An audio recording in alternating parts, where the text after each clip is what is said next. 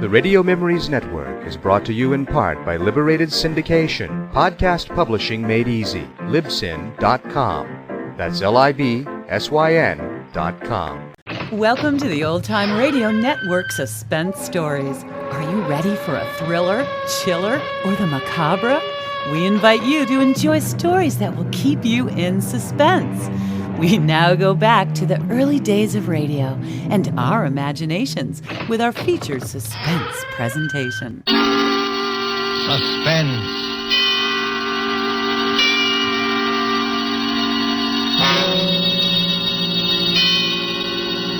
This is the Man in Black, here again to introduce Columbia's program, Suspense. Our stars tonight are Miss Agnes Moorehead and Mr. Ray Collins. You have seen these two expert and resourceful players in Citizen Kane, The Magnificent Amberson, in which Miss Moorehead's performance won her the 1942 Film Critics Award. Mr. Collins will soon be seen in the Metro-Goldwyn-Mayer Technicolor film, Salute to the Marines. Miss Moorehead and Mr. Collins return this evening to their first love, the CBS microphone, to appear in A Study in Terror by Lucille Fletcher, called The Diary of Sophronia Winters. The story told by this diary is tonight's tale of suspense.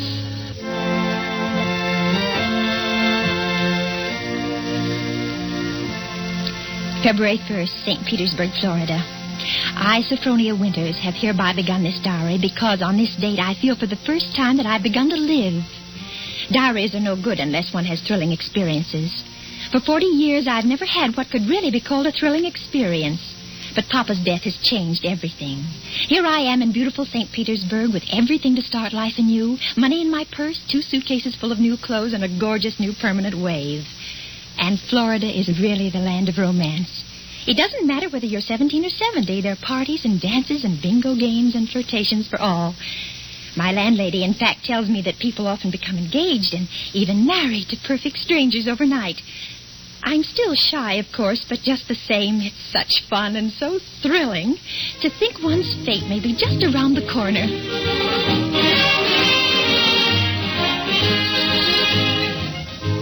February 3rd. Oh, diary, it is beginning. This morning when I came out of my lodging house to go down to the beach, I noticed a man, a thrilling-looking man, sitting across the street on a bench. It was just as though he were waiting for me, because when I came out, he sort of started up as though he knew me. Of course, I didn't speak first, but I knew the minute I started down the street that he was following me. Well, I got to the beach and sat down with my magazines, and suddenly there he was, strolling toward me with a broad smile. Well, sitting out here all by your lonesome? Oh, yes, I am. Didn't I see you last night over at the Starfish Tea Room? The Starfish Tea Room? Mm-hmm. Oh, yes, I was there yesterday. But it was so crowded, I'm afraid I don't recall. Mighty nice cuisine they've got over there. Mind if I sit down beside you? Oh, not at all. Oh, just a minute. Sit on this magazine. The beach is so sandy. Oh, sand doesn't bother me. I'm from Maine, you know. We get plenty of sand up there. Do you? You've been down here at St. Pete long? Oh, just 3 days. 3 days? That's a long time. Mm-hmm. It's a wonder I didn't spot you before. Oh, Mr. Johnson's the name, Hiram Johnson. Oh. I come from Green Harbor, Maine. Run a big hotel up there summers. Oh. Well, that's my whole history in a nutshell. My name's Sophronia. Sophronia Winters. Sophronia? Uh-huh. Well, you know, that's quite a coincidence.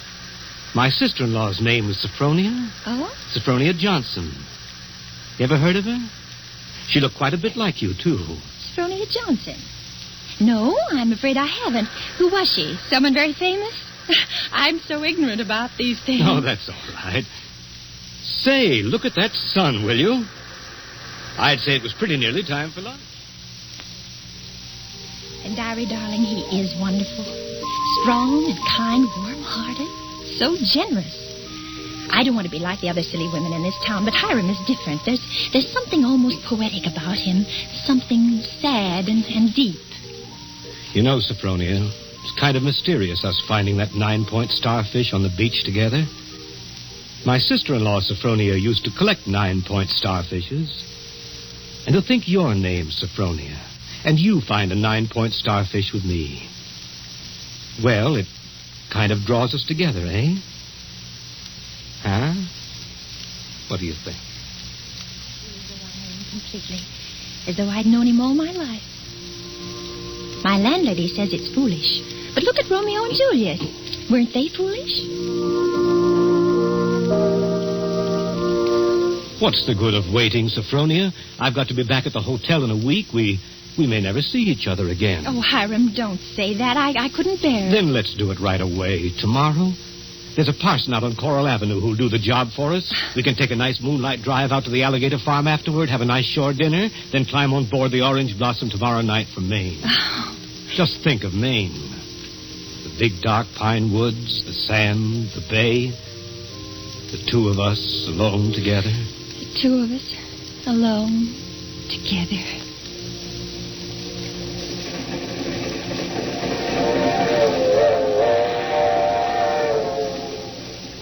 February 7th, on board the Orange Blossom. I was married in a wedding dress of Alice blue moiré, with a frill of white organdy at the collar and wrists, and a rhinestone belt buckle. Hiram sent me talisman roses. I'm pressing one precious flower between the pages of this diary for luck. On this bend in a couple of minutes.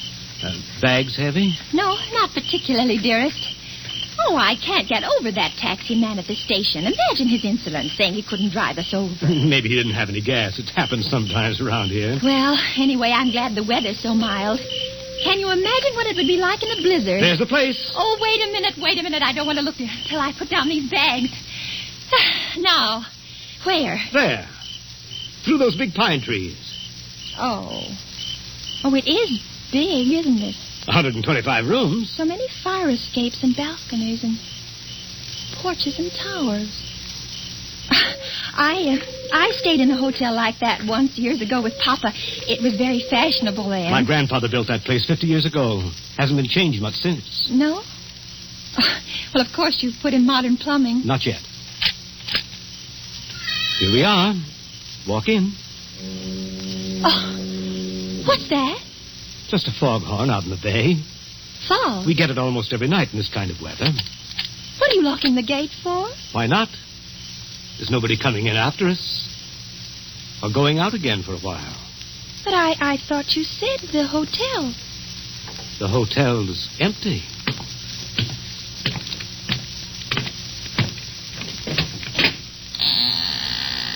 Hiram. What is it now? Hiram, darling, I know it sounds silly, but let's not go in there tonight. Let's wait until morning. Why? Oh, just because it's so dark and empty. There's not a light in the whole place, and no one's expecting us. What do we eat? Where'll we sleep?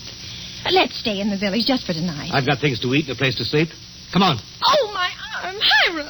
Hiram! Do you remember my telling you down in Florida about my sister-in-law, Sophronia? Well, that's her over there on the wall. Take a look at her. Hiram, you hurt me. Oh, well, this glass is very dusty. She must have died many years ago. But her face is sweet. It's very sweet. And her eyes, there's something very sad and wistful about her eyes. She was a murderess. She was hanged in Portland 25 years ago for the murder of my brother Ephraim, here in the lobby of this hotel. She murdered him in cold blood with an axe.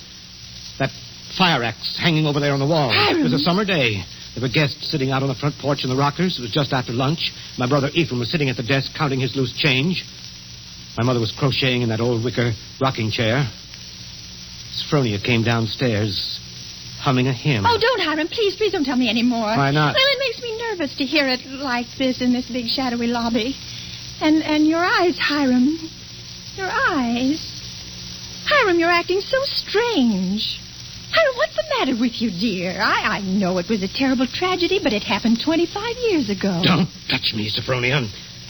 Don't touch you. Do you remember what I said to you in Florida? What did you say? Oh, you said a million sweet and wonderful things to me, Hiram. I said you resembled my dead sister-in-law. Look at her again. Look at her closely. Sophronia. But why? Oh, no, I can't. It's too horrible. I can't look at her face with any pleasure now, knowing she was a murderess. You're afraid to look, is that it? No, I'm not afraid. Hiram, please, my arm. Oh, very well. How long? Now, stand there quietly. Like that. Take off your glasses.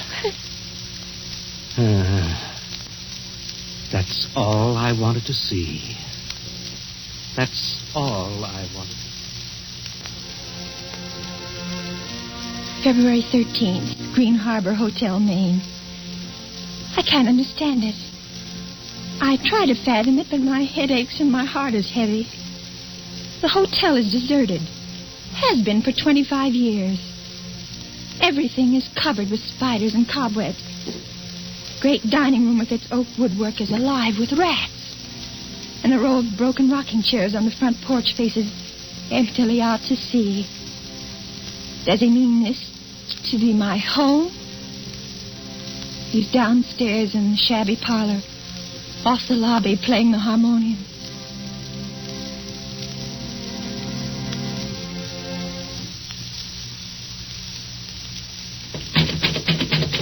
Sophronia.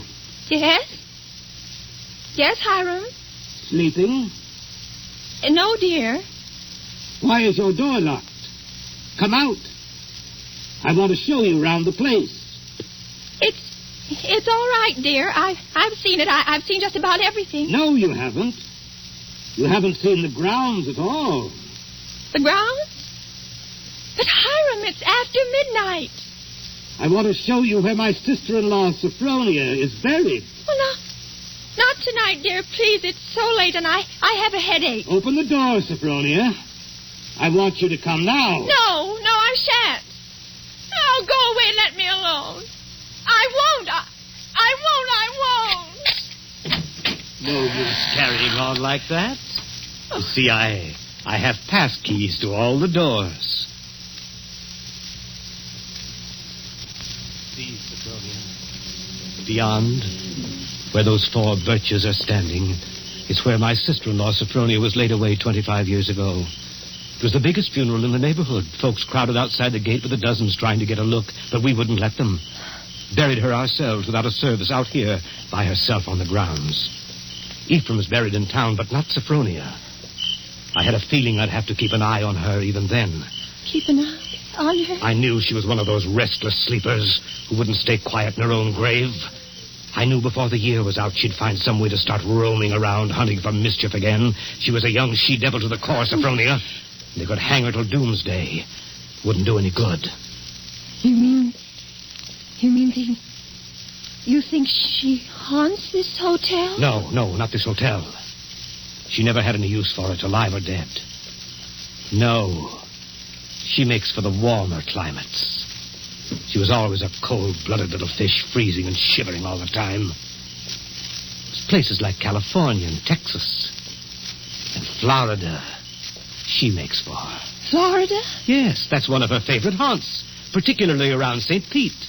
She likes the flowers and the sun and the romance. Hiram, I feel cold. Do you mind if I go inside Just now? a minute. I haven't explained everything. You think I'm crazy, I guess. Crazy. But I'm a lot smarter than some people give me credit for. Because, you see, I have found her now. 3 times.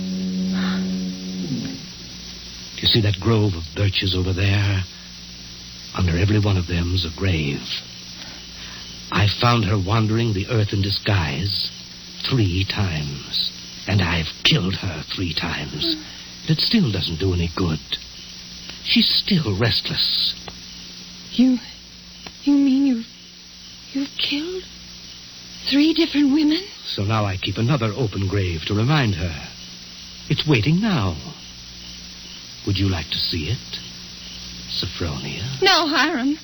No, please, Are you afraid to see it, Sophronia? No, Hiram, you don't mean to say that you think just because my name happens to be Sophronia and that I look a little like... Think what, Sophronia? Nothing. February 14th. My mind is made up. I made a terrible mistake, and I must get away from this place. I must get away from Hiram as quickly as I can. It should be easy. There's no fog today. If I can only escape from the hotel, I can run and hide in the pine woods. No. I shall wait for dusk, when he generally sits down in the parlor and plays the harmonium. I can hide a little earlier in one of the deserted rooms, and then, when his back is toward the lobby, slip out the front door.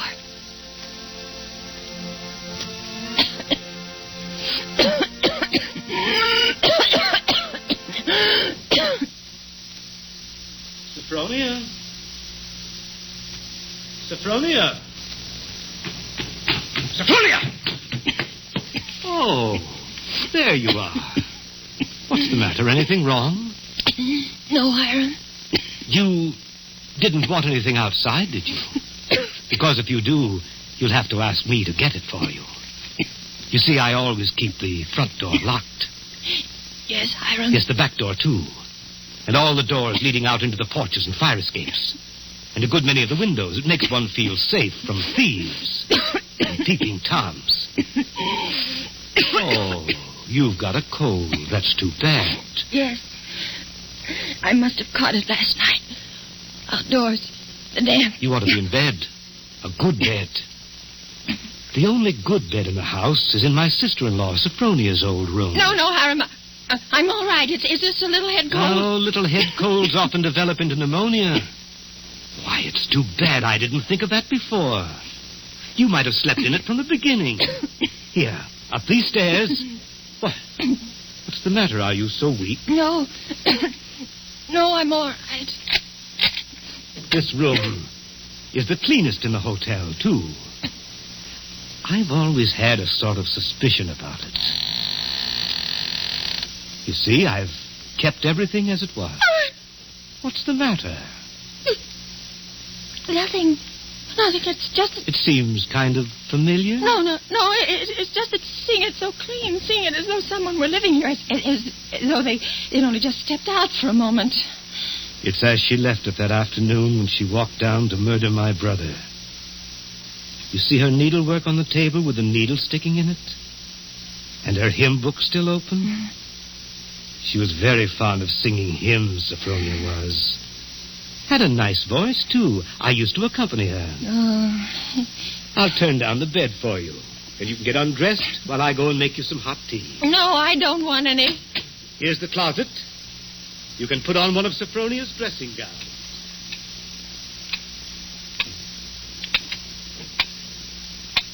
Diary, I'm beside myself. I shall go mad. 2 hours have passed since he locked the door upon me. Night's fallen and I'm alone. Alone in this horrible room with its hideous little mementos of death. I'm sitting here at her little wicker table trying to be calm, trying to write this. Somehow, when one writes about a thing, it doesn't appear so real. My hand is just brushed against her needlework. Her hymn book. Where they still lie, waiting. I can bear having them near me no longer. I must get them out of sight. Anywhere. In that closet. A bureau. Ready for your tea? No. Yes, Hiram. Why aren't you in bed? You'll take worse cold, you know. I'll get in bed in a minute. First, Brushing up on your needlework again? My needlework? You've got it in your hand. Have I? Oh, yes. Yes, so I have. But I wasn't working on it, Hiram. I swear I wasn't. I've never done a stitch of needlework in my whole life. I don't know one embroidery stitch from another. Let me show you. Look, I don't even know how to hold the needle. Get into bed, Sophronia. You're feverish. Before we go on, Hiram, before you go on thinking, we've got to have an understanding. You've got to let me explain. I was born in 1892 in Kalamazoo, Michigan.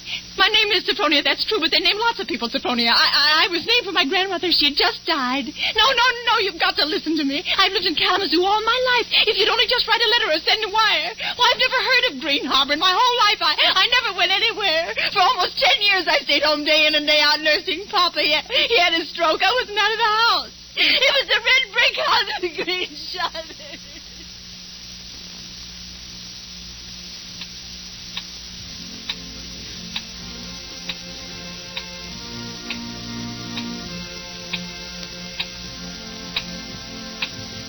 February 15th.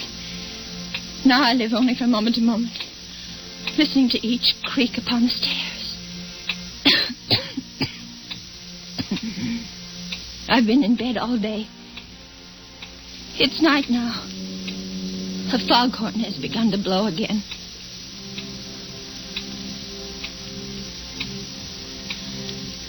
February 19th. I woke up early this morning after a wretched night, and the date was burning in letters of fire in my brain. If he's planning to kill me, it'll be today. But the hours have been crawling on. It's almost midnight. Oh, why, if he's going to kill me, doesn't he do it at once? Why does he torture me like this? I'd rather be dead than sit here in this room one moment longer. I can't bear it. If he doesn't come in 5 minutes, I shall force him to come. I shall beat on the door. No. Rather let me sit quiet praying that he doesn't come. Oh, I want to live. I want to live.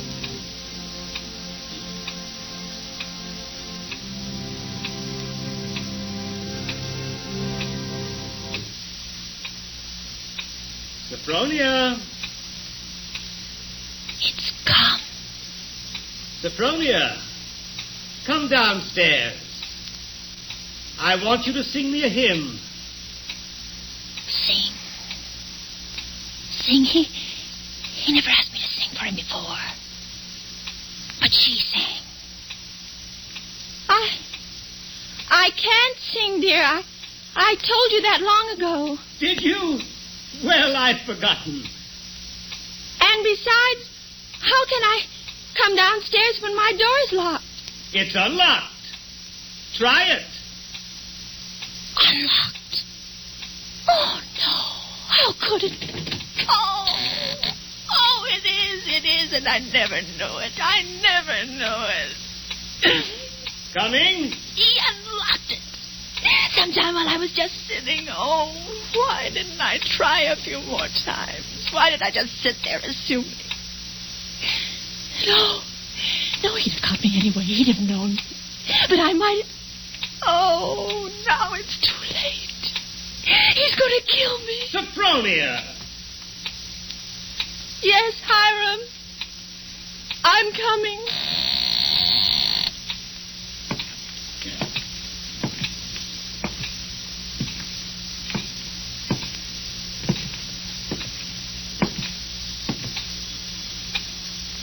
Hiram, where are you? In here. In the parlor. What are you doing there, Hiram? Waiting to hear you sing. You're at the harmonium? Yes. All right. I'll sing. I haven't sung in years, but I might as well. I'll sing for you out here in the hall. My voice will carry better. It always did carry better in the hall, didn't it, Sophronia? So you remember that, too. Of course, you know both the front and back doors are locked. Play a few bars, Hiram, dear, to warm me up. Shall I sing, too, Sophronia? Would you like me to sing along with you? If it pleases you, Hiram. Work, for the night is coming. Work in the morning sun. Work, for the night is coming. When man's work is done. Work while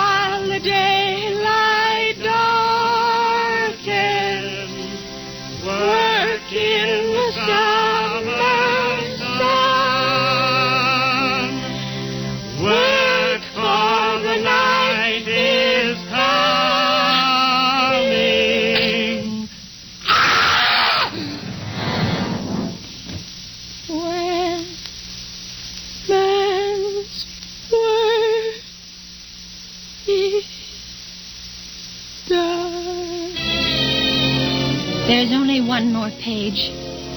Shall I read it to you? Yes, go ahead. March 22nd. I've been sick, I think, for a very long time. The pages of my diary are blank, but I shall take you out again for a diary today and start you over again. No, I shall never look back at the other pages. I shall only write on and on about this beautiful place, so that no one reading this diary will ever know that I did it.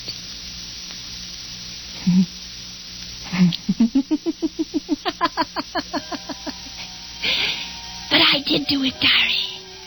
I was smarter than he. When I opened that door at the head of the stairs and heard the music, when I saw the fire axe still hanging on the wall.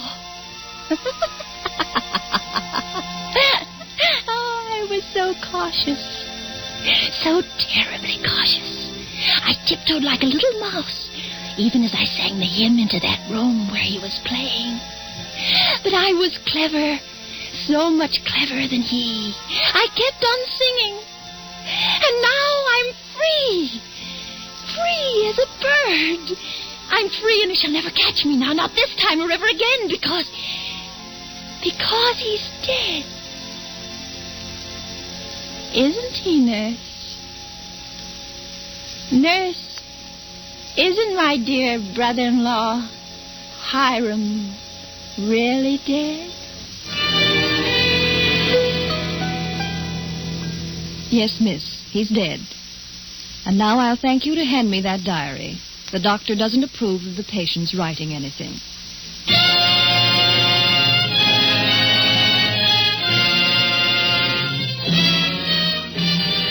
And so closes The Diary of Sophronia Winters, starring Agnes Moorehead and Ray Collins. Tonight's tale of suspense.